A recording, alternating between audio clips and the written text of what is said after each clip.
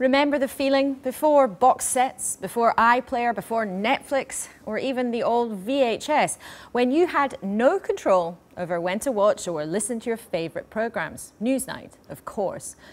Well, that era is back for millions of listeners to a new radio show that releases just one episode every week.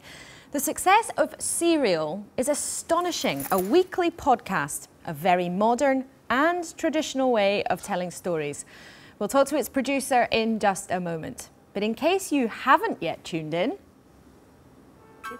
From This American Life and WBEZ Chicago, it's Serial, one story told week by week. I'm Sarah Koenig. It's the #1 podcast in America, it's the #1 podcast in Australia, and it's the #2 podcast in the UK. And yet you feel as though it's got a long way to go. As if the dam is about to burst and everyone will be listening to this and talking about it. For the last year, I've spent every working day trying to figure out where a high school kid was for an hour after school one day in 1999. An American journalist called it the Dickens of the podcast age, in the way that you're waiting chapter by chapter for the next edition to come out. It's in that wonderful phase at the moment where it's a cult and there are people having listening parties. There are obviously huge forums taking place around it. Coming up this season on Serial. I think that there are other people involved. I think maybe he was set up. I think he was set up somehow. Clearly you could tell something was going on that wasn't good. I mean, it was just strange behavior for anybody. What I love about it is it's not a campaigning journalist saying that this man is innocent and I'm going to prove it to you. She just doesn't know. She's just looking into it and picking apart the details of the trial. And the challenge will be, whereas in a detective show like True Detective, you meet the murderer definitively, we won't know definitively whether or not Adnan did this. What I hope is that she will give us her view. Well, in the last couple of hours, it's gone to the #1 podcast in the UK. Good news for Dana Chivvis, who's one of the producers on Serial, who joins us from New York. Dana, why is this such a phenomenon, do you think?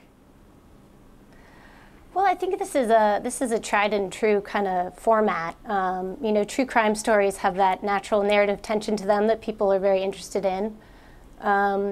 But also, you know, we're reporting and producing this story as we're going along, making each episode. And so there's that tension added too. There's the tension of us doing the story each week, and I think the audience is also picking up on that.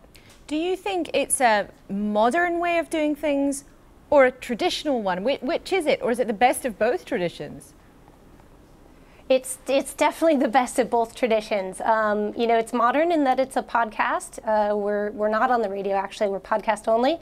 But this is one of the oldest sort of forms of storytelling.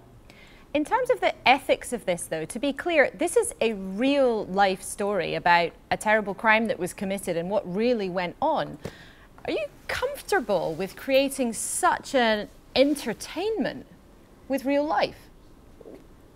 I think that's you know, that is the nature of true crime reporting and true crime journalism. I think some true crime stories and true crime TV shows get into trouble when they become sort of exploitative of the crime itself and sensationalize kind of the violence and the gore of it. And we're not doing that. We're really telling this story on the human level. And I think that's another reason why people are so intrigued by it, is that they can really tell that these are real people we're talking about and that they're hearing from. One of the interesting things is, unlike so much content, whether it's entertainment or information, news comes at us now faster and faster in a more furious and furious way. This people have to pay attention and listen for a long time. Do you think it's some kind of kickback to that? It's definitely a kickback to that. You know, Sarah, our host, is a big fan of the audiobook, and she's happy to spend several hours just listening to a book on tape, for instance. So that is one of her inspirations in this show. But it is a big sort of thing that we're asking people to do, to stick with us for this long, with this one story, and to wait every single week for the next story. So we know we're asking a lot of the audience, and we're just really thrilled that everybody's been so excited about it so far. And just briefly, do you think it's a one trick? You'll do it for one story, once, one series, one serial, and that'll be it? Or do you think this is the start of something big? I hope it's the start of something big, and we are all hoping that we will have a season 2. We don't have a story picked out yet. We have a couple sort of floating around in our heads, still looking for other ideas, but certainly it's something we want to continue. Dana Chivvis, thanks very much indeed for joining us from New York.